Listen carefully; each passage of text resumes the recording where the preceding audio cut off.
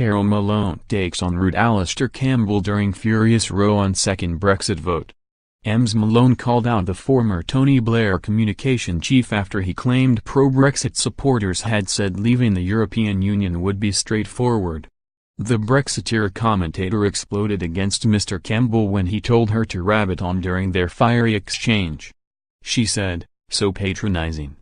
That's what you are famous for, patronising people. No one said Brexit would be straightforward, everyone said there would be problems initially.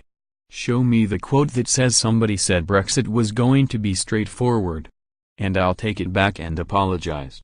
Pro-Brexit politician Nigel Farage suggested a second vote could help silence pro-Remain voters seeking to overturn the result of the EU referendum.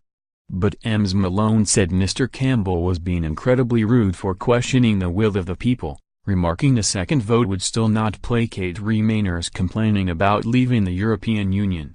She said, "What he, Farage, said was that another referendum would silence the wingers and the whiners.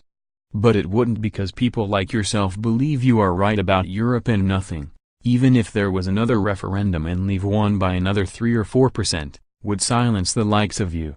What you are saying is that if Leave won a second time you would still fight to have this overturned again.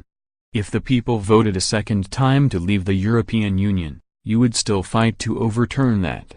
Mr Campbell defended his political view, telling the talk radio host that British voters are entitled to change their minds on whether to leave the EU as details of the effects of Brexit emerge.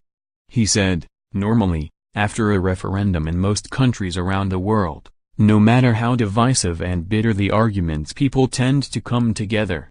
This hasn't happened. It hasn't happened because people are becoming more worried about the consequences. If the people are allowed to make their own judgment on the deal that the government finally secures and they decide that's the future that they want, then we're out. There is no doubt about that. This year is probably the last chance they can revisit this."